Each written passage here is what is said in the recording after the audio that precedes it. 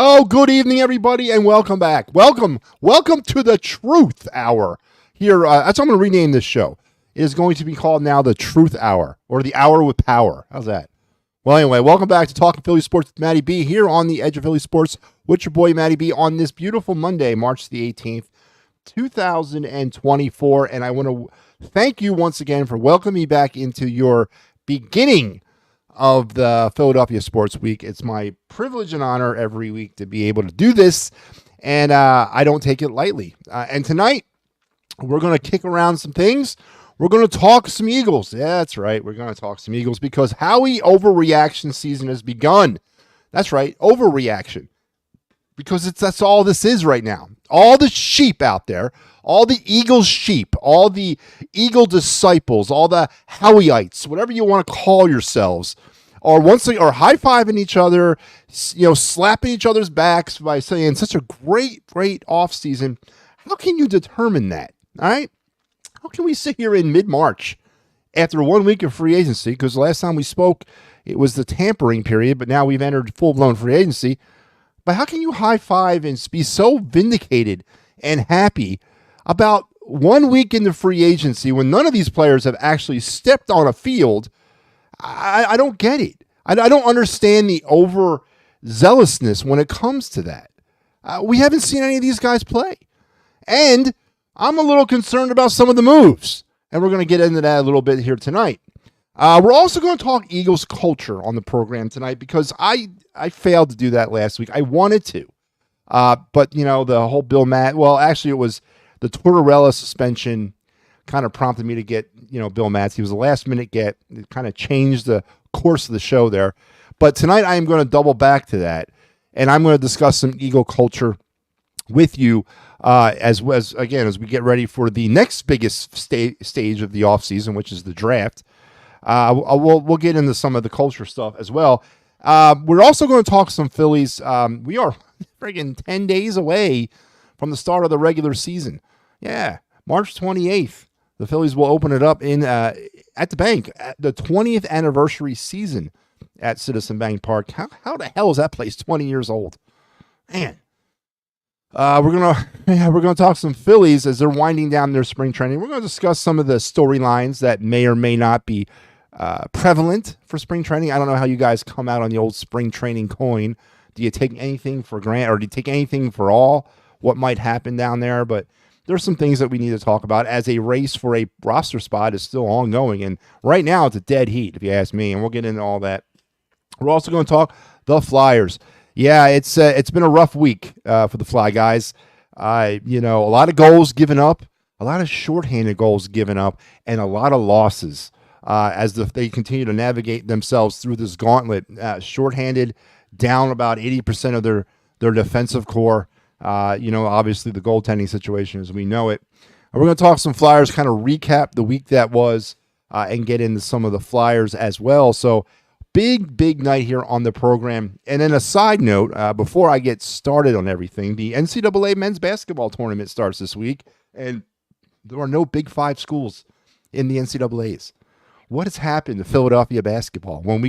I know it's more of a common thing these days. I know it's not the first time, and it probably won't be the last time, but when the hell did the city of Philadelphia become such a basketball non-powerhouse? I really don't on the collegiate side of things. I know Nova's going to the NIT, big whoop.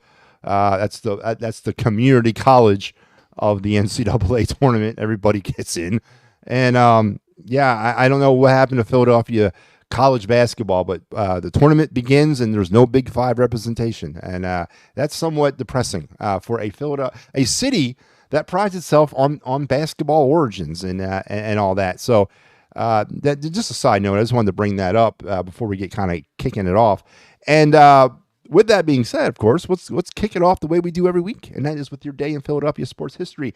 And this week on the show, your day in Philadelphia sports history is brought to you by the good folks over at Philly Sports Trips. They got this, of course, is the Birds takeover down there in Brazil. That's coming up in September, but there's some stuff that's on the horizon right now. Obviously the Phillies trip to London in June, and there's stuff even closer than that. So head over to Philly Sports Trips right now. and see everything that they have to offer for you, so that you may, kind of live your dreams of traveling like the pros, and head over to Philly Sports Trips today in order to see all the latest and greatest things. I got my first check-in of the night. Brad, what is going on? I'm doing well, Brad. How about you? I'm glad you're checked in tonight. All is well with me, and I hope all is well with you. But let's get into Art of This Day in Philadelphia sports history. And, funny thing that I talked about basketball kind of leading into this, because tonight's is a basketball point. On this day in 1991, which I was there for. Now, I wasn't at this event, but I was around in 1991. I was a senior in high school in 1991. So I actually do remember this. But on this night, the Sixers retired Wilt Chamberlain's number 13. That's right. Wilt Chamberlain was immortalized in the rafters of the Wells Fargo Center. Of course, back then, it was the Spectrum, I believe. Yeah, it was the Spectrum back then. So there was no Wells Fargo Center to hang anything in the rafters. It was the Spectrum. So, but yeah, Wilt Chamberlain, maybe the second greatest Sixer of all time. If you want to kind of give Doc that due. I didn't live to see Wilt play. I've heard various stories, and of course the 100-point game, and then the other things that he's allegedly done in his life, which is more important to me than the 100 points. But I just know what I've heard. I never saw him play, but he was very dominant in his era. I'd like to have always thought that, to see him play in this era of basketball, how would he do? I don't know if he would do well. Honestly, no, he'd probably get pushed around pretty badly, but he did not play in this era. He played in his era. And on this night, the Sixers retired his number 13, thus making him the only player in NBA history, folks, and I think this still holds till today, to have his number retired by 3 separate teams. His number is retired by the Sixers, Lakers, and the Warriors. So Wilt Chamberlain with that trifecta of retired numbers, and he joined that club tonight with the Philadelphia 76ers. And there you go. There you have it, my basketball. This day in Philadelphia sports history. Wilt Chamberlain gets his number retired on this day. So there you have it.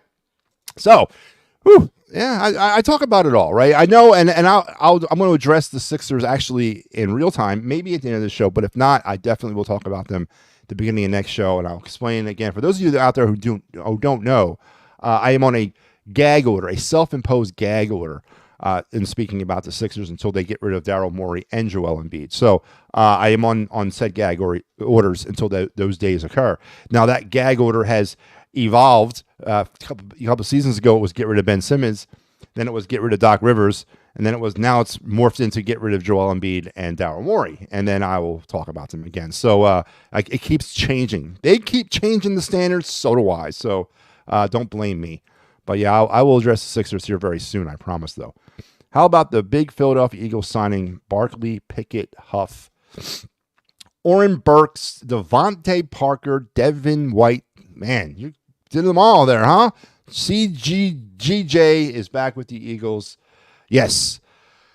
I'll tell you what, Brad. You goaded me into it. Let's get into the free agency, the overreaction of the Eagle fan base. And you know what? I'm going to stop. I am not going to soil the good name of the Philadelphia Eagle fan base and lump them in with the sheep or the Howie Apostles. I'm not going to do that. We're going to separate the fan base tonight. We're not going to talk about the Kool-Aid drinking, walk blindly into the sunlight for Howie Roseman followers to the actual real Eagle fans out there that are still concerned about the status of this football team. And again, I'm not necessarily going to bring up Howie hate tonight. I don't like Howie Roseman. I really don't like him. I don't like him as a GM. Again, I don't know him personally, so I'm not going to say I don't like the man. I don't know the man, but I don't like him as a GM, and I think what he's doing to this team is criminal. And but you got to give the guy his due because he has yet to be fired, and I don't know when that day will come. So he's got to do what he's got to do, right? He's got to get this team back on its feet. Of course, he's the one who put the team off the feet, right? So, we seem to forget that, too, that Howie Roseman is the reason why now all of a sudden we're scrambling around in free agency and having to go the route that we're going. No one talks about that. We're just talking about getting the team better. We're not talking about how the team got bad or who made the team bad. We're just going to say we got to get better. Now, every offseason, we go down this friggin' road every year. about how much of a genius Howie Roseman is and all the great moves. I was looking through some tape from last year at this time, and the same robotic, mindless, servile Howie Dites were saying the same thing about last offseason as they are saying about this offseason. Of course, we already know the team was woefully equipped this past season, especially in the position of linebacker and safety and backup tight end and a couple other key positions. Quarterback regressed, all that. He woefully inequipped to repeat or to mimic what they did in 2022. But now here I am, or here we are. It's not necessarily just me. It's us. 1 year later, listening to the same stuff. Is anybody else tired of this? Am I the only one who has reached a level, a panic level when it comes to this stuff? You know, I'm going to look at these moves subjectively. And there's some decent things to be said about this. But to start, you know, again, how he's killed it, he's on fire. What has he done, man? He's addressed some needs. He's addressed some needs that I didn't necessarily think we needed to address. And he's brought some depth pieces here. We still have the same problems that we had at the end of the season, right? You know, I know they went out and they got the linebacker. He mentions the Devin White signing from Tampa. Is that guy is he the savior of the linebacker corps? I don't know, man. I was pretty high on him coming out of LSU myself, but he has had a real kind of off-type career up to this point. Is he the big signing? Is he the big move there for the linebacker corps? Is all right now in the linebacker world because we got Devin White here? Or is Oren Burks the linebacker safety, the guy that's going to save things? That guy's a special teamer, man. He's like the fifth string linebacker on the 49ers. Is he the savior? Is he the revamped linebacker corps that's coming here to bring us back to Super Bowl glory? And now let's talk a little bit about Devontae Parker. Right. Is it 2014? I mean, if it's 2014, bring him here. Let's do it. But we still seem to not have an adequate slot receiver. Wes Watkins wasn't the guy. What's his name? Julio Old Man Jones wasn't the guy. And now Devin Parker, what's the difference between Devin Parker and Julio Jones at this stage of the career? What's the difference there? I'm failing to see it. We haven't had a decent slot guy since Torrey Smith, since 2017. And then you got, I'm kind of just going down the list. And then, of course, CJGJ. Is that it? CJGJ? Back in the nest. You know, difference maker. Absolutely a difference maker on the Philadelphia Eagle defense in 2022. A John Gannon Eagle defense, mind you. Now, great, Vic Fangio had some architectural kind of input over that defense. And then he left on the weirdest of circumstances last year, whatever the fight he had with the fans. Who gives a damn about all that? But now Howie brings him back. Now, is that the right move or is that a desperation move? Is that a move that Howie made because that was the right guy? Because if he was the right guy, so why in the hell did they not re-sign him last year? Why we had to wait a year, right? I mean, if he was the right guy, you know, is this a pivot move? Is this a desperation move that I'm going to go back to what worked? I thought we stopped doing the running in the back thing, right? I thought Howie was done with that after 2018, 19, and 20 all blew up in his face. I thought we were kind of going a different way here. But it's a good little move, and I like the move. And then, of course, the trade heard around the world where the Eagles addressed the other huge need on this team, backup quarterback. That's right, folks. Did that fly under anybody else's radar that we came out of this season in a desperate need for a backup quarterback? Because apparently it was. We went and we traded for a former first-round pick in Kenny Pickett. Why?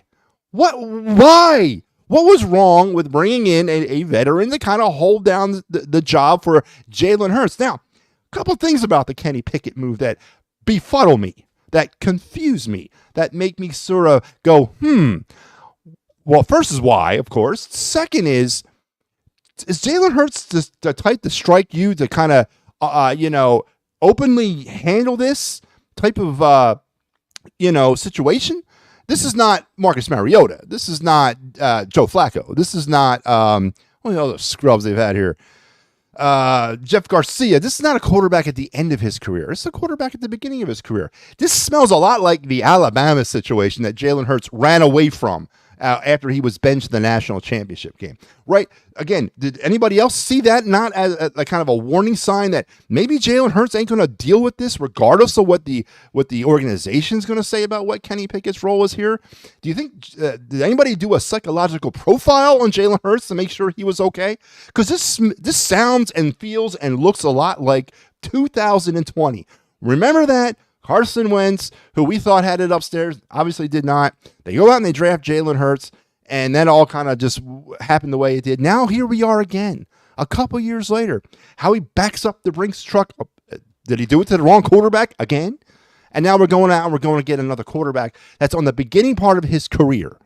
And we're going to plop him down here and say, yeah, he's just the backup. Nothing to see here. He's just a backup. What sense does that make? I'm going to pay a former first-round draft pick the remaining 3 years or 2 years plus the club option year, or was it a player option? I forget what they get because they're a first-round pick. But I'm going to pay him the remaining amount of his first-round pick money to sit behind Jalen Hurts? No, I'm not going to do that. Who will do that? Nobody's going to do that because that's not what he's brought here to do. I believe Kenny Pickett is either going to kind of reset and restart the quarterback factory. Obviously, no one said anything like that yet, and hopefully I'm the first to bring it back. Or he's here to be bigger, a part of a bigger move for the Eagles, potentially at draft day. Maybe it's him and Hassan Reddick and Sweat, or some kind of package deal to go shooting up the first round list up to the top 5. I don't know, but that gets me to sleep more or easier than getting me to sleep saying Kenny Pickett's here to be the backup, because that makes absolutely no sense. That is not a move that a team that is so fixed at the quarterback position makes. It's not. There's something else to that. Now, again, could it be just, hey, we had an opportunity to go get Kenny Pickett. Maybe we hold him, move him up at draft day, part of a bigger trade, or to potentially hold on to him to the end of training camp into the preseason. If anybody loses their quarterback, then we make a move there. Maybe we can sell high on Kenny Pickett and get a first-round pick for him. I don't know. But if Kenny Pickett was brought here to be the actual backup quarterback, that's criminal. That's negligent. Was that a position of need? Did I miss something? Did I miss that the backup quarterback was something that we had to address in order to win a Super Bowl?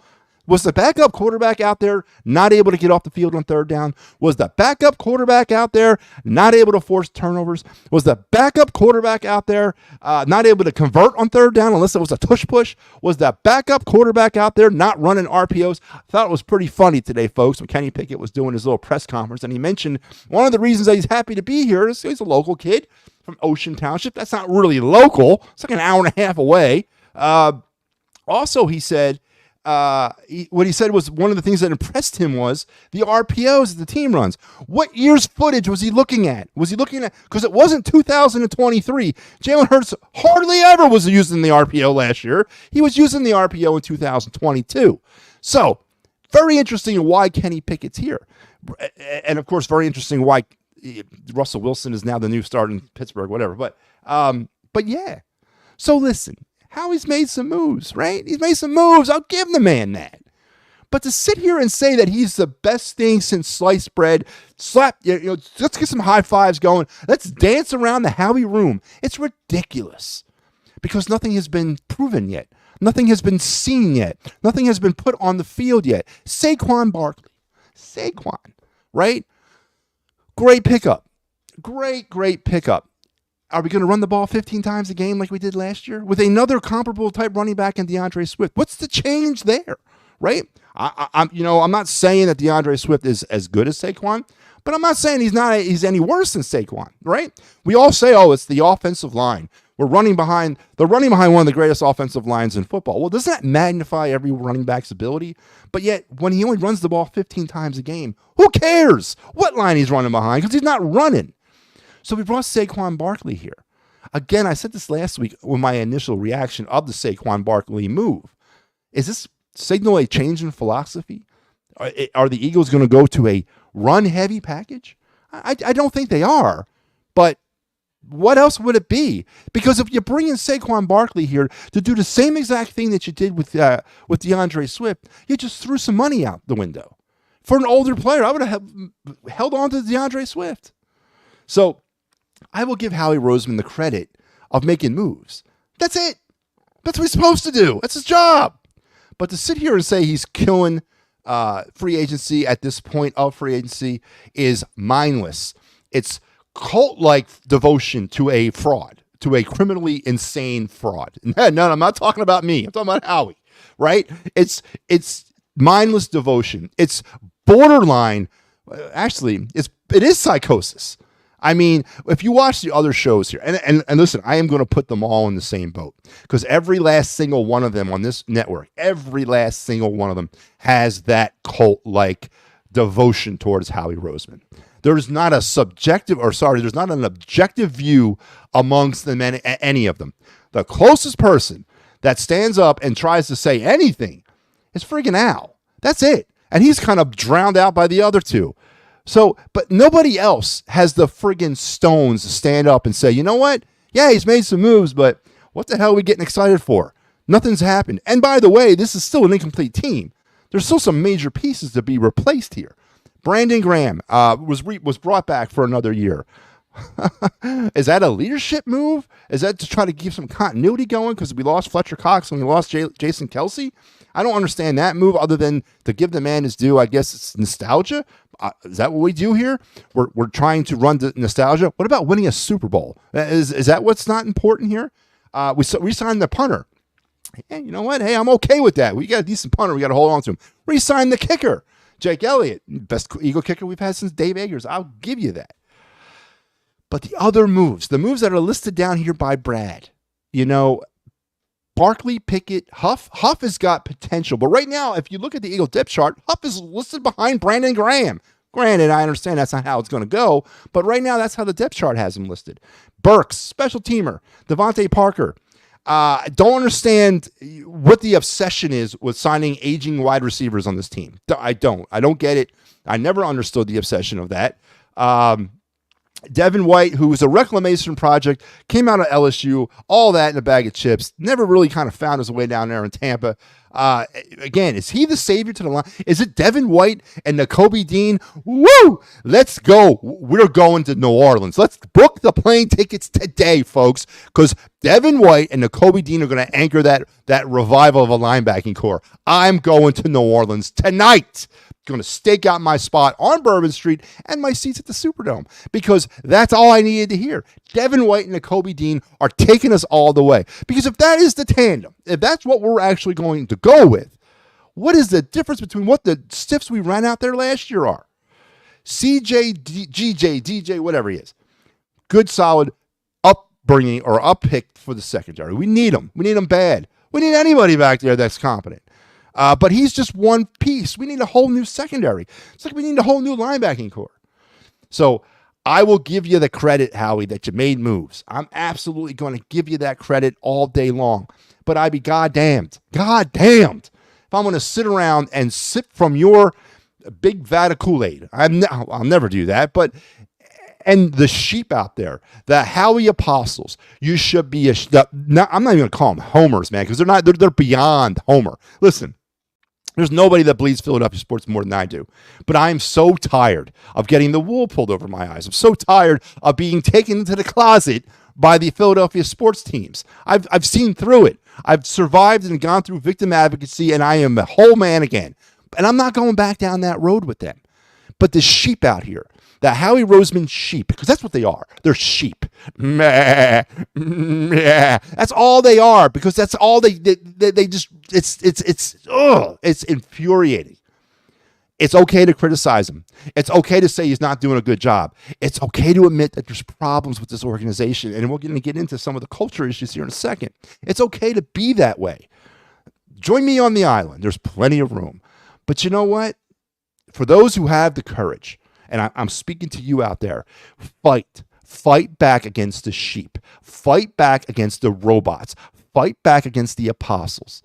Say you're not going to do this anymore. He hasn't done, almost did it. He hasn't done nothing. And until he's proven that he's done something, which unfortunately we won't see until September, throttle it back. Bring it back. Put down the Kool-Aid, all right? Let's just kind of take it one day at a time. It's a good start, or I should say it's a start. And that's all it is right now. some questionable moves. Kenny Pickett, what are you doing here? Why is he here? Is he part of something bigger? Is he part of the reopening of the quarterback factory? I would love someone to say that. I would love Howie to come on and say that again. Because Jalen Hurts has not proven in the past that he deals with competition well. And are you really going to tell a former starting quarterback, a former first-round pick, who was obviously taken higher than Jalen Hurts was, you're going to tell him, brother, you're here to be the friggin' backup. That's it. And you know what? The Eagle fan base, he's here to be the backup. That's it. So stop with your Kenny chants. When Jalen Hurts struggles out of the gates in 2024, and then we start giving it to the media, then kicks in, and all that comes down. And you think Jalen Hurts is going to handle that well? Do you think, does he have a track record of handling that well? Ask the University of Alabama. Ask Nick Saban what Jalen Hurts' track record is at handling controversy or adversity is. He ran off to Oklahoma, where there was no competition. He ran off there because he didn't want to deal with the Tua competition. Well, guess what? Did Howie Roseman just create the situation all over again for Jalen Hurts in a very critical year? As, once again, the Brinks truck was backed up to the quarterback, potentially the wrong one. And now you're going to bring Kenny Pickett in because that's going to make things better, because you're going to bring in a quarterback on the third year of his career, coming off 2 straight starting years. Regardless of how you feel about him as a quarterback, I don't think he's any good either. But still, he's a first-round talent. He was a starter for 2 years. And you're going to say, you know what? No, we traded you to be a backup. Sit down and color. Come on, man. Does anybody really believe that? He's brought here for, as I mentioned, the 3 reasons. They don't know about Jalen Hurts. He's part of something bigger. I guess that's the only 2 reasons that I'm going with. They don't know about Jalen Hurts, or he's part of something bigger. So don't let the sheep tell you otherwise. All the sheep out there. Every show on this network is full of nothing but sheep, nothing but robots, nothing but apostles. Right? If you want to hear the truth, you come here, and I'll give you the truth. I'll give you the unbiased truth. I gotta give Howie credit when it's due, but right now I don't see where there's credit due. He made moves. He did his job. So throttle back down, put down the Kool-Aid, right? The Flyers are going to go retire. Yes, they are, and we're going to get to the Flyers, and we'll touch on that as well. I was surprised to see that there's only 5 people watching, but then I listened to you for 15 seconds. Well, you know what? Hey, man, that's good. Hey, you're entitled to your own opinion. Again, a sheep. That's what this is, man. That's what it's come down to. Less than 2 months ago, he was the worst GM ever. 2 months later, look at all the great moves he's made. You know what, Pat? Listen, I got you, man. I got you, Pat. Pat, you're the biggest flip-flopper going, man. You really are. But listen, I hear what you're saying. And that's how people are. That's how people are. So have your own opinions. That's all I'm trying to say. Don't let the uninformed mob direct the way you think. It's just because life is too short. Life is too short. Pickett is here because he was let go by the Steelers because Steelers signed Russell Wilson. That's why Pickett said he wanted in Philadelphia. He was not let go, by the way. He was traded. So I don't know how the trade came about. I know the Justin Fields thing was kind of in the air. The Eagles were in on that, and then for some reason they jumped out, whatever. But again, that makes no sense. Bringing in a backup quarterback, regardless if it's Pickett, Fields, Trey Lance, anybody around that kind of thing, makes no sense. It makes absolutely no sense when there's so many more greater needs on this team that need to be filled.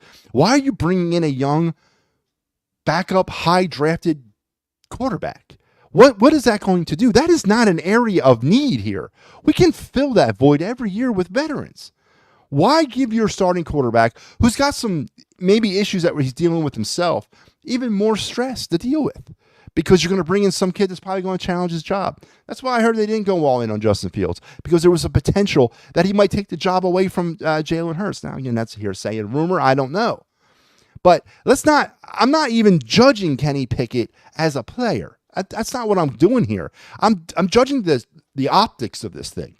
Why are you bringing in a former first-round pick who's 2 years into his career? 2! And you're going to put him as the backup of your franchise quarterback who's coming off a bad year, who's got all kinds of issues now with regression and potential leadership problems? Why would you do that? Why would you do that? That makes no sense. As I said, if he's part of something bigger, great. And I will give Howie the credit for that. If he's part of something bigger. But if he's brought here to be the backup and you're going to believe that, man, I don't know. Maybe it's me, or maybe it's you, not me. Maybe I'm the one who sees it all clear. I just don't see a pathway with this. I don't see how this is going to work for the Eagles if that's the case. Because, I don't know. Gee, do we have like patience issues here in Philadelphia? Yeah, we do. The first time that guy struggles out of the gate, you're going to start hearing the Kenny chants, and then all of a sudden, here we go again. He comes in, or Hurts goes down hurt. He comes in, leads them back to a fourth quarter comeback, whatever the case may be, and here we go. Here we go down the road of quarterback controversy. Only because Kenny Pickett is a young player. That's all. Why do you put yourself in that position? Why? Why do you do that? So if it's part of something bigger, great. But if it's not, there's bigger problems here than we think there might be. And there's bigger problems with our franchise quarterback than we think there might be. So that's all I'm saying. Stop listening to the sheep. Stop listening to them, because they make no sense. They have a narrative. And yes, so do I. I have a narrative too. But my narrative is the truth. My narrative is for you to see past what they want you to see.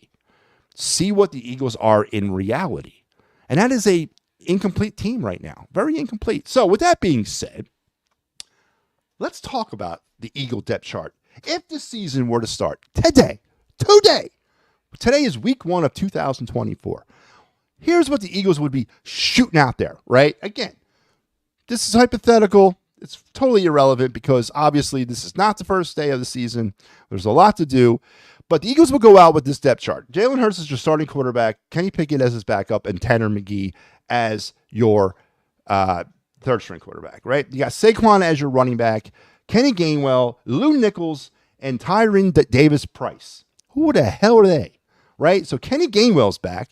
And now in a running back room that has gotten worse, right? This running back room is worse than the one that stepped off the field last year. And again, I understand. Hopefully there's a draft pick added in there. Hopefully there's a draft pick put in there, and probably Scott will probably come back again. But again, Kenny Gainwell, can we not get rid of this guy? Why is he still here? What does he serve? But what is different between a running back room of Saquon Barkley, Ken Gainwell, a draft pick, and Boston Scott than the running back room we had last year? What's the difference there? Anybody? I mean, you throw in a draft pick potentially, right? He's the Rashad Penny of the group. But is that really kind of the same group? Is it really? And again, we're talking about running back. We're talking about a position the Eagles don't value because they don't use. I mentioned this last week again. Is this a philosophical switch now? All of a sudden, are the Eagles going to turn from a pass heavy to a run heavy? Maybe that's what this is all about. I don't know. But right now, does that running back room, is that better than the one that stepped off the field in 2023? No, it's actually worse, right? Because Saquon kind of balances out or cancels out DeAndre Swift, and then you got the rest that are still there. And then right now with this group, it's worse. Again, I get it. Way too early to kind of say that. A.J. Brown, Britton Covey, and Austin Watkins are your starting wide receivers, or three of your wide receivers: Devontae Smith, Jacob Harris, Shaquan Davis, Devontae Parker, Joseph Nagata, and Griffin Herbert round out your wide receiver core. Obviously, is that the group we're going with? Is that the group? Because right now it's the ones that we know and Parker, right? Is that enough? Is that enough? Because it doesn't look like, once again, we're any deeper than we were last year. It doesn't. It looks like it's going to be A.J. Brown and Devontae Smith again with an old, aging wide receiver in the slot if Parker makes this team. Where's the upgrade there? Where is the upgrade? Bring back Quez Watkins, for God's sakes. He's younger, but where is the upgrade there? I don't see an upgrade in what stepped off the field right now. I don't see the upgrade. I see the upgrade at backup quarterback, but I don't see the upgrade in slot wide receiver or wide receiver depth right now. Then you got Dallas Goedert, Grant Calchera, and Albert. They re-signed Albert Okwama, and then Noah Togoval, right? So we didn't address backup tight end, but we addressed backup quarterback. Would you much rather have seen a backup tight end come here? Because once again, we're walking back onto the field right now with the same group of issues with tight end. After Dallas Goedert, the cupboard's bare, right? So would that money have been better invested in a backup tight end, right? Would you have been more excited if the Eagles went out and got a backup tight end, a competent, a good tight end, versus trading for a backup quarterback? I know I would have been. Then your offensive line is Malata, Dickerson, Jurgens, Steen, if they decide to give Steen the keys to the castle, and then Lane Johnson as well. Now, of course, they also went out and picked up who was the kid from Atlanta they signed, the Hesse, what his name is? His first name is Matt, I think. They picked him up. Matt Hennessy. He plays some center. Is he a depth piece there? Is he some insurance potentially? Obviously, with Jason Kelsey leaving, there's going to be some shoes to fill, some big shoes to fill, and I get that. But that's your starting offense today. If the season were to start today, I understand it does not. But 1 week into free agency, if we're going to high-five Howie for doing such a bang-up job, then why don't we talk about the football team he has right now? Because right now it doesn't seem to, smack of me of any kind of better product than it was last year. Brandon Graham on defense, of course, being brought back. Now, Bryce Huff is on the depth chart behind Brandon Graham. Now, that's not what reality is going to be. I get that, right? I get that. Jordan Davis, Milton Williams, Josh Sweat, Devin White, Nakobe Dean, Hassan Reddick, James Bradbury, CJ GJ, Reed Blankenship, and Darius Slay. Once again, what are we doing? Is it better? Is it better than what we had last year? Who the heck is this idiot? So far, he's done nothing but down the Eagles. Yes, have done this year. Free agency, and he thinks the running back room is worse than I do. Absolutely. I said it was the same. Oh, no, I did say it was worse because there's nothing behind him. There's nothing behind it. Swift is the same as Barkley in this case, right? So I guess the guy doesn't know football real.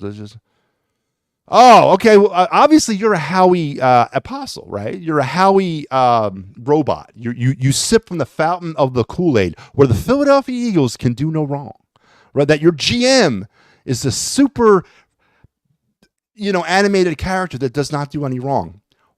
What is it? What have they done? Tell me if this team is better than the team that walked off the field. Understand it's March, but tell me if that they're better, and bring on the comparisons. Come on. Stop defending your GM by attacking me. Defend your GM. Defend him. Defend him to me. I want to know, is there a secret stash of players somewhere that are going to come in here and be the saviors of this football team? Because if Saquon Barkley, if you're pinning it all on him to do it, it ain't going to happen. If you're pinning it on Kenny Pickett to do it, it might happen, but you're going to piss off Jalen Hurts. So who's the savior? Nakobe Dean, Devin White. I told you, the linebacker core of the future. That is that the savior of the team? Come on, man. Come at me, Joseph. Give me something else. Come at me with some facts. Some people tell me I'm wrong through fact. Don't attack me personally. I don't agree with your GM. I don't agree with him. I think he sucks. Show me otherwise. Show me where I am wrong. I won't recant anything, but show me where I am wrong. I'm ready. I want to believe. I'm not a Howie apostle. Let's be realistic. CJ today is an upgrade safety. So, all right. So CJ, and I said that he's an upgrade. I did. But was that the upgrade we needed? Him and Blankenship? Was that it? Was that the upgrade? Is that the saviors? Listen, we haven't drafted well. Right? We have not drafted well. And it sounds like you're a Howie apostle to me, but we haven't drafted well. It's okay to say that too. I would be cool with CJ, and I'm cool with him being back here anyway, but he's not the piece that puts us over the top.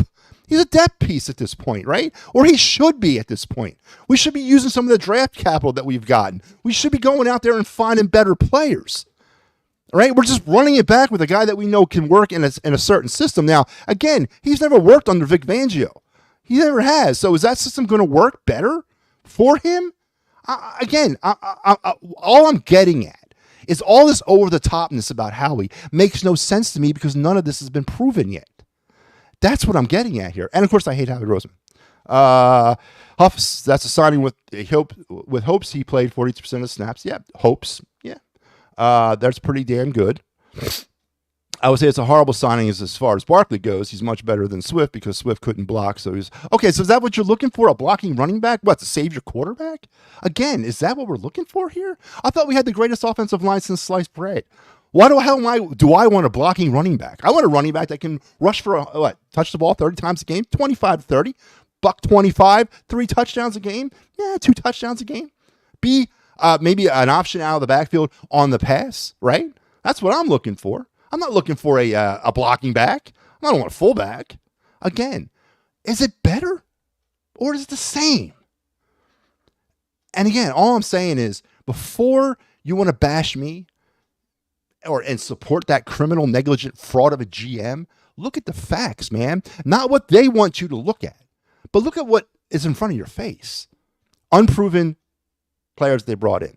Things will work out. Maybe they won't. Maybe I'm sitting here a year from now eating crow. I doubt it, but maybe I am. I'm just saying, right now, it ain't impressing me. It's not. It's not impressing me at all.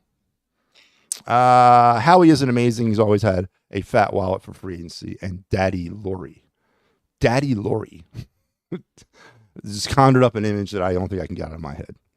Okay, so tell me who you should have went and got. Why don't you do that instead of sitting here picking apart how we did, and why don't you tell us who you think they should have went and got? That's what I want to know. You're sitting here, pick them apart. Why don't you pick some players that you think he should have got instead of the players he got instead of picking apart Howie? And if you look up the statistics since 2020, Eagles have one of the best organizations in the NFL. They are second in, what'd you say there? PL. What's PL? Second in PL. I just want to say some facts since he's not been the GM with the team's organization. Tell me I'm wrong. What? I've just stated some facts since how he's been the GM with this team and this organization. Tell me I'm wrong. I don't even know what you're asking me to tell you I'm wrong about. So as far as the players, absolutely. I will absolutely. Playoffs. Okay. So Joseph, let's attack that first. What does the playoff trophy look like? Because is that what we resigned ourselves here in Philadelphia? The playoff trophy? Is that a trophy that I don't know what it looks like? Or is it the Lombardi trophy? Are you going to throw out to me the 2017 catch lightning in a bottle Philadelphia Eagles Super Bowl championship? Why can't we be a dynasty? Why can't we be the Kansas City Chiefs? I had to show you weeks ago. This is the 5th dynasty of my lifetime. Fifth NFL dynasty of my lifetime, living in the Kansas City Chief dynasty. Why haven't the Eagles been one? Right? With all the great talent and players we've had here. I'm not all on Howie, of course, but Howie just happens to be the current storekeeper. And as far as players that I'd want, absolutely. TJ Edwards. I would have kept Kazir White. I would have kept what's his face? I would have kept CJ GJ. I would have kept the players that got us to a Super Bowl instead of going out on a limb like he did last year. Let them go, sign the second-rate free agents, drafted improperly yet again. And listen, we can go draft as you will. I believe since 2016, since Howie Roseman was in charge of drafting, he was the man. The Eagles have drafted 58 players in that time frame. 22 of them currently still reside on this football team. 38%.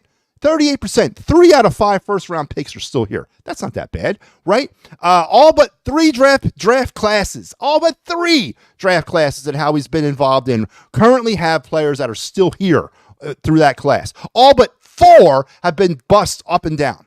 Yeah, I am going to tell you that he has not performed well. He has not done. The playoffs are not a trophy. The Super Bowl is a trophy. We haven't gotten one of those in a long, long time. And I'm getting kind of old. I don't know how many more years I have. I don't have 52 to wait for the next one.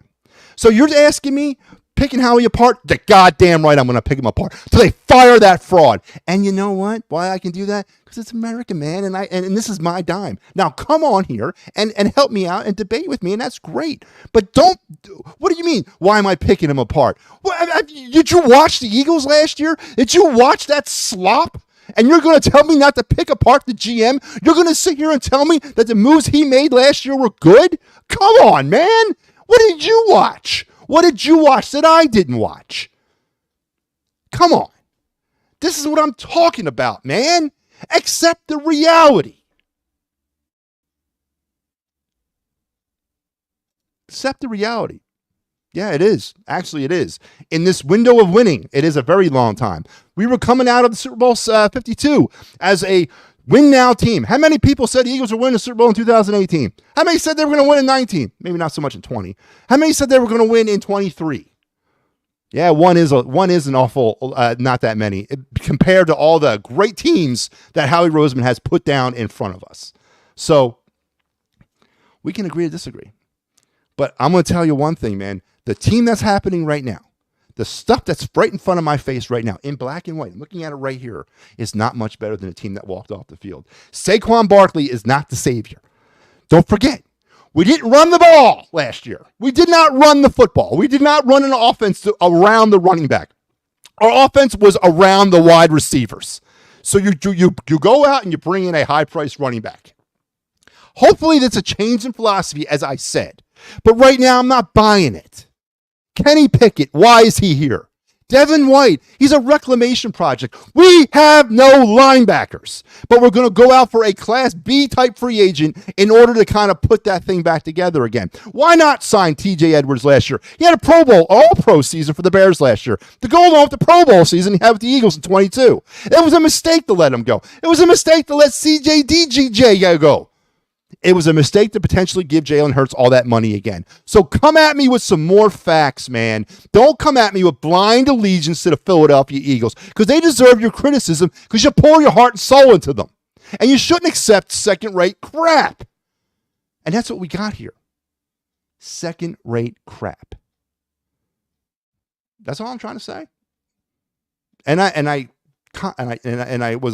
prefix all this by saying I hope I'm wrong.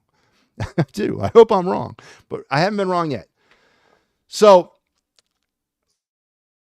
for making moves. Good job for doing your job. But that's about all I'm going to give you a good job for, because right now I don't know if any of this is going to work, and some of it's not making any sense to me. And again, maybe it's me. Maybe it's me. Maybe I'm the problem. But good stuff, man. Bring it. Bring it, bring it, bring it. That little rant here on the program was brought to you by the good folks over at, where's he at, man? Come on. Oh, he's not working. Why isn't it working? Why is none of this working? Anyway, I'm trying to put this stuff up, but it's not working. Cherry Law Firm. That's right. This was brought to you by those at the Cherry Law Firm. Give Dave Cherry a call for 215-265-0300. Is that the number? I'm doing it for verbatim. For all your workman's compensation, personal injury, or criminal law needs. And there you go. There's Dave. 610-56. Did I say 565? I think I did say that right. For workman's compensation, motor vehicle accident, personal injury, or criminal law, give Dave Cherry a call. Tell him Matty B and the folks here at AOP sent you. Tell him that Joseph and Howie Roseman sent you too. All right, my last thing about the Eagles before I got to transition, because I'm running out of time.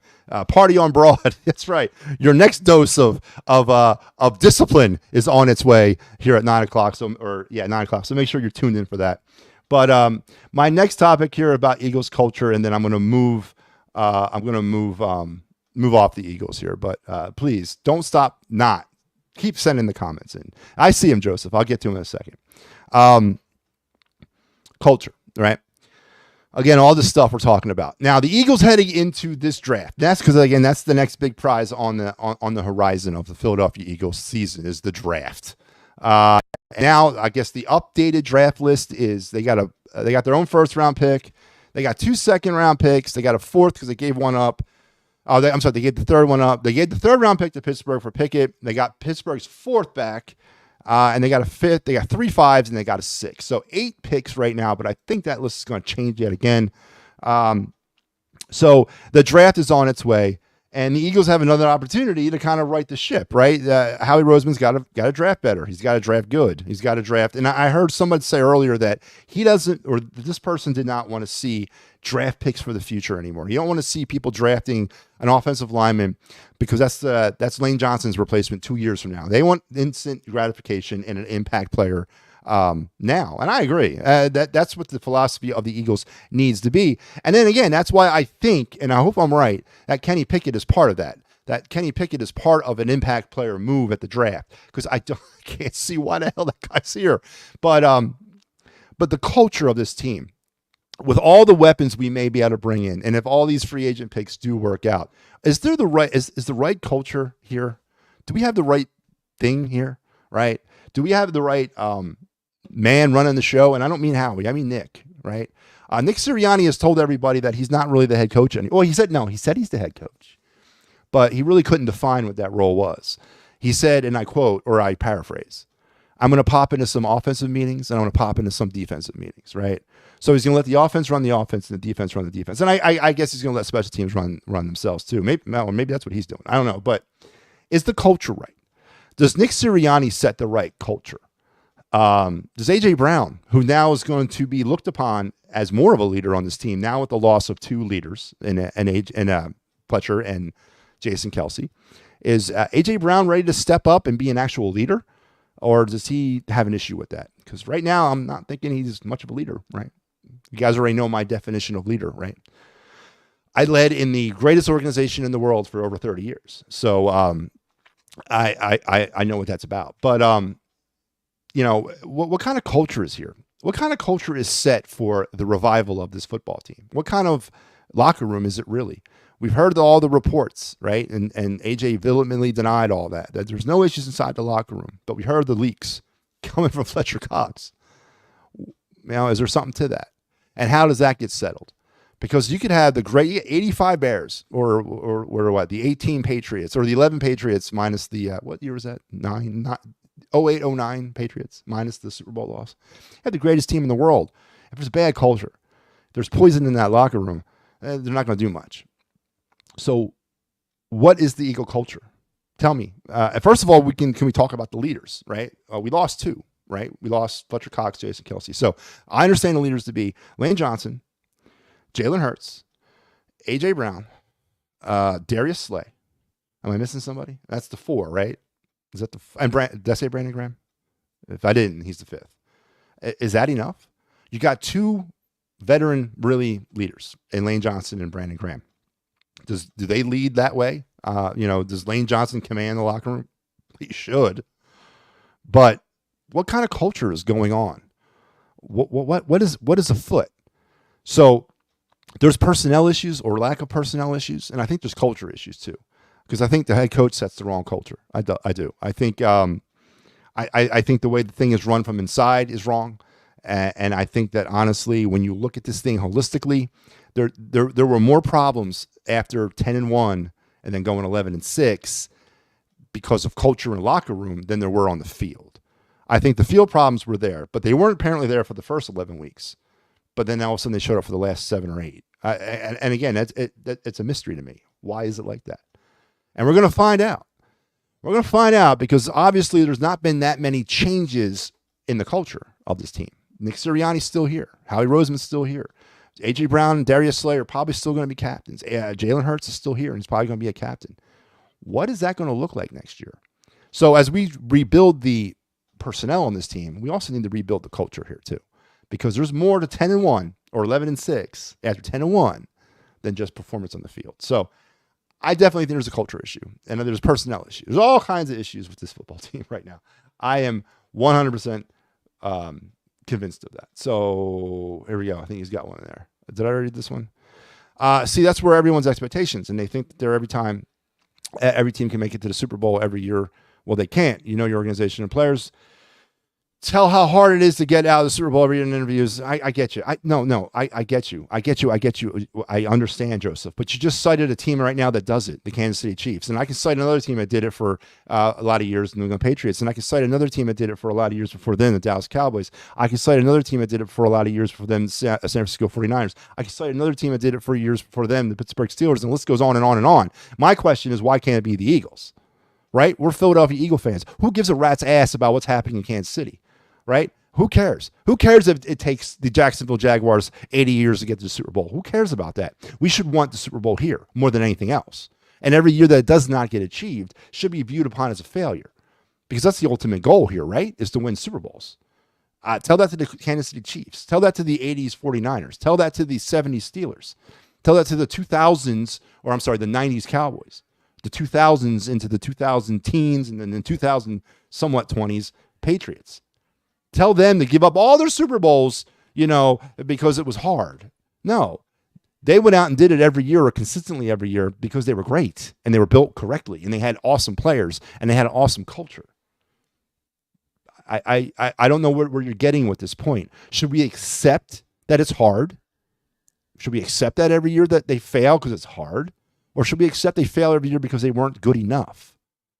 What are you asking me to accept here? Because I look at it as they weren't good enough. Because I want them to win all the time. And I'll never back off that.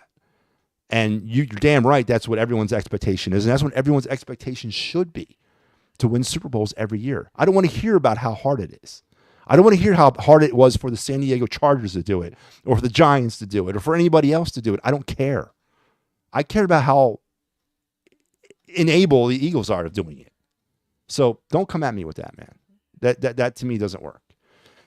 I've criticized them. I agree with you as far as the linebackers go, but you can't sit here and tell me that every piece and free agency they got is a bad pick. No.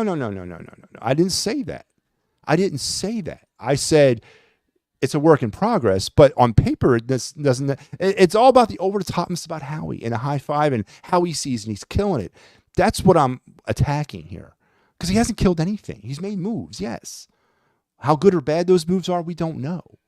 But no, please take me the right way here. I'm not criticizing the moves. No, I'm not. I think they're moves, but I'm criticizing the over the topness about it, because we don't know how good these players are. And I don't care how you try to explain it to me. You're not going to explain Kenny Pickett here at all. You can't explain it to me, other than if it's one of the two things I said, because it makes no other sense. When it comes to the Philadelphia Eagles just saying, no, you're not the problem, that's just the debate everyone's entitled to, absolutely, to their opinion. And this is your opinion. I agree with you in some of your points, but I don't agree with all of them. Look, I'm just debating with you. I don't have it. Joseph, listen, man, I think you're new to the show, and I hope you can go down there and smash. You're on YouTube? No, you're on Facebook. Well, get over to YouTube or like it on Facebook as well. Listen, no, I get very passionate too. I get passionate because I've spent hours defending my point of view from mindless cult members.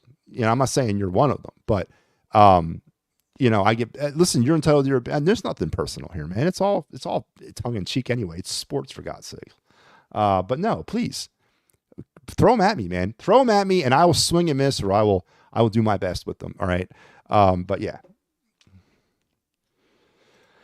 Yeah, I do agree with you there. I don't understand Kenny Pickett thinking maybe this is going to be something the user draft day. I agree with. Yeah, and I hope it is, because I don't think Jalen Hurts has got the stones to deal with a quarterback competition. Because if he was brought here to be straight up a backup, it makes no sense. He's not in that part of his career, and I don't think he's going to accept that himself, and he shouldn't.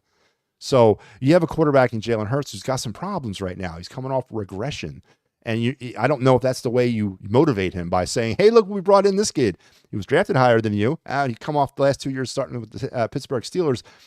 He's going to be your backup. Now, I don't know if that's the way you go about doing that. I mean, you should know your athletes more than I do. So I hope that it's part of something bigger. Yeah, I agree with you. There's is that one there? And just like you're an Eagles fan, I really want them to see. Maybe sometimes I have Eagles goggles. No, and that's fine. It's totally fine. I'm used to dealing with people with Eagles goggles. So please, Joseph, don't stop. Don't apologize. Again, do not apologize for anything you say here to me. It is not all that. All right, so let's move on, because I'm running way behind here. I talked about culture a little bit. Let's move on to the Phillies, because I'm running out of time. So here's the deal. We are 1 week, or we're 8 days away. No, 10 days. 10 days away from the start of the regular season. The Phillies have announced that Aaron Nola will not start, will not open the season as a starter. It will be Zach Wheeler. Nola, who has been the Phillies opening day starter since 2018, folks, is now taking a step back and letting Zach Wheeler, or I'm sure he's not letting him, but Zach Wheeler is now going to start the season. Now, there's been a lot of, I haven't heard anything negative about this. I mean, I've been pushing for Zach Wheeler to be the opening day starter since Zach Wheeler's been here. So it just makes sense to me that Wheeler's the ace, Nola's the two. I mean, that's just the way it is. And with both of them minted with their new contracts for the next 4 years together, at least, that's probably now the role they're going to assume. Wheeler's the one, Nola's the two. So Zach Wheeler will start things off on Thursday, seemingly against Spencer Strider. I would imagine that's who the Braves will throw out there on as their starter. I don't know for sure. But on Thursday, in 10 days, the season will start. Next Thursday, 10 days from now, the season will start. But if you're in the mood, if you're jonesing for regular season baseball, well, you don't have to wait about another day or two, because out on March 20th, be tuned in to ESPN around 6 o'clock in the morning, because you're going to be able to see the Padres and the Dodgers kick it all off in Seoul. on the 20th and 21st, as they will get the regular season started out there in Seoul. The Seoul series will begin between the Dodgers and the Padres on March 20th and March 21st at 6:05 a.m., not p.m., a.m. On ESPN. So make sure it take you back to those COVID days, right? Where we were watching Korean League baseball at 6 o'clock in the morning. I remember them well. But yeah, then the Dodgers, it's going to be weird because they're going to play a 2-game series, and then they're going to go back to San Diego and Los Angeles, and they're going to host like 3 or 4 more like exhibition games before they start their season with everybody else on the 28th. So they're going to start 2 games. They're going to play 2 games, and then they're going to go back into like spring training mode. Does that make any sense to anybody? That's horrible. I would hate to have to do that if I was them. You know, obviously the regular season and the preseason have 2 different speeds. Regular season and the postseason have 2 different speeds.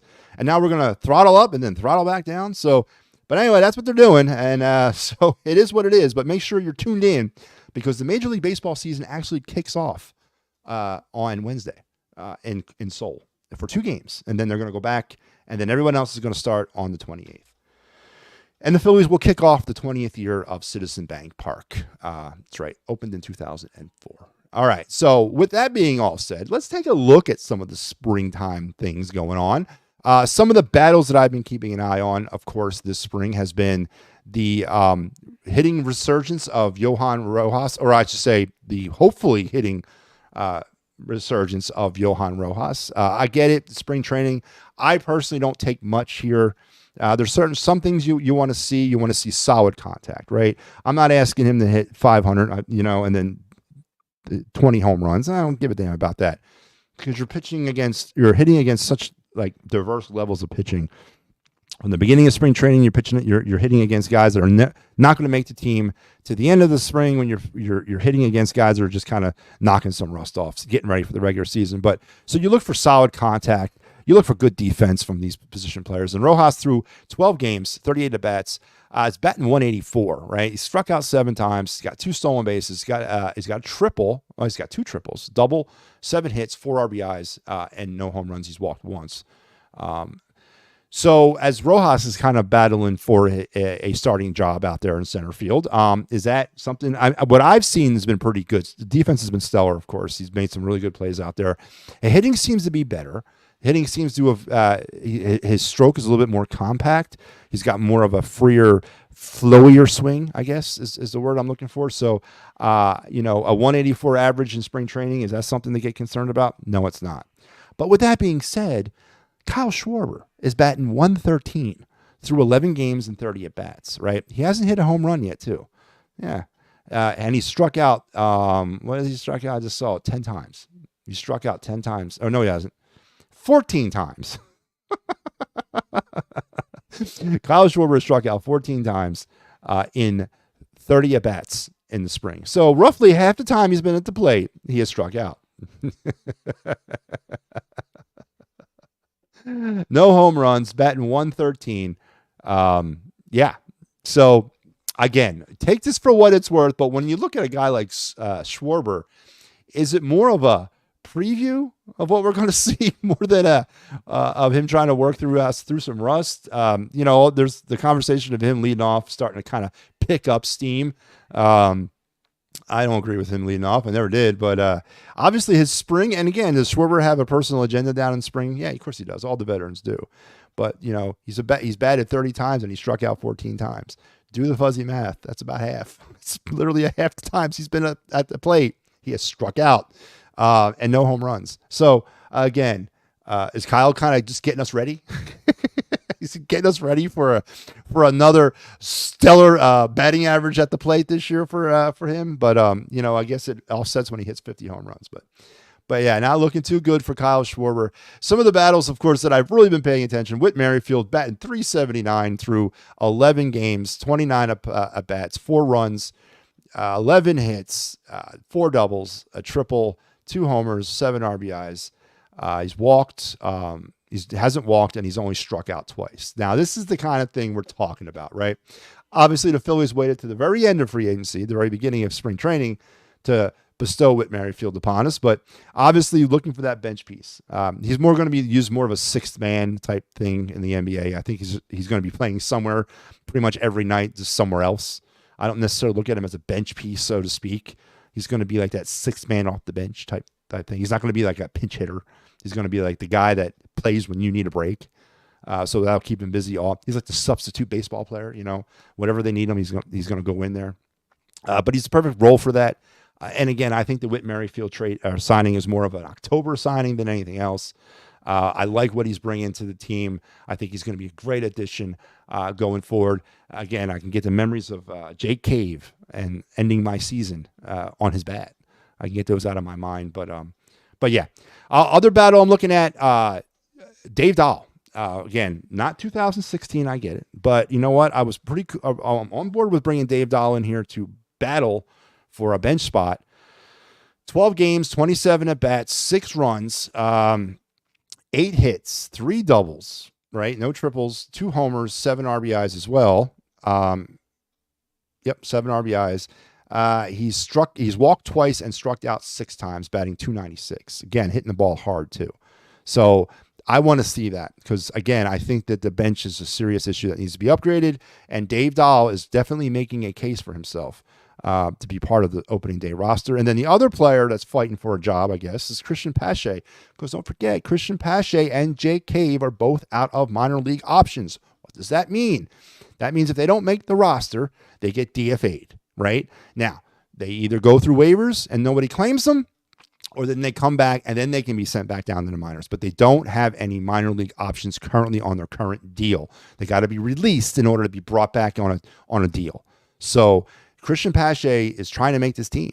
10 games played, 26 at-bats, 5 runs, 7 hits, 1 double, no triples, 2 homers, and 4 RBIs, and he's batting .269. Again, he's making it hard. He's pushing. The battle here for that last spot on the bench is really a good one. I'm going to go over Jake Cave. But he's batting .348, by the way. Jake Cave's batting .348. So, yeah. And then Bryce Harper. Let's look at him. Dealing with some back issues. 9 games, 22 at-bats. 3 runs on the season. 5 hits. 1 double. No triples. No homers either. So either Harper or Schwarber have not hit home runs yet this spring. So the Phillies are working their way to 10 days from now, opening day. Zach Wheeler will probably be opposed by Spencer Strider down there. 3:05 start at the bank. 20th year anniversary of Citizen Bank Park. Last thing I want to talk about with the Phillies is our Phillies prospect of the week. I didn't do one last week, so I got to go back in time. This week's prospect is Gabriel Racones Jr. He's currently an outfielder for the Jersey Shore Blue Claws of High A. Yes, he is the son of former Mariners player but Gabriel Racones, who actually I do remember he had a brief stint in the major leagues. He was selected in the 3rd round of the 2022 draft and has pretty much been on a steady rise through the minor league systems over his first 2 seasons. Projections have him going to Reading to start this season, which is very, very impressive. He's got a pretty lefty swing. Again, that's an old baseball term. He's got which means no wasted motion. It's very direct to the ball. He's got some power. He drives the ball to all the fields, which is great. And he doesn't strike out all that much. So, and he's a left fielder by trade, but he obviously can play all outfield positions. But he will probably start the season his 3rd professional season at Double-A, which is pretty impressive, actually. So that's your Philly prospect of the week, Gabriel Racones Jr. of the Jersey Shore Blue Claws. And all my Phillies rants today were brought to you in part by the good folks over at Dolan's Bar and Grill, 24 East Sellers Ave, Ridley Park, Quizzo Music, great times, and memorabilia giveaways. You never know who might walk through the front door. And don't forget, it's not about this ad that should really grab you. Don't forget to keep this date on your calendar uncircled. May 25th, Wiffle Ball Mania returns to Dolan's. This year, John Kruk and Mickey Morandini, or John Kruk is going to make his first appearance at Wiffle Ball Mania, and Mickey Morandini returning again. So they're going to be playing some wiffle ball, and you need to get down there May 25th.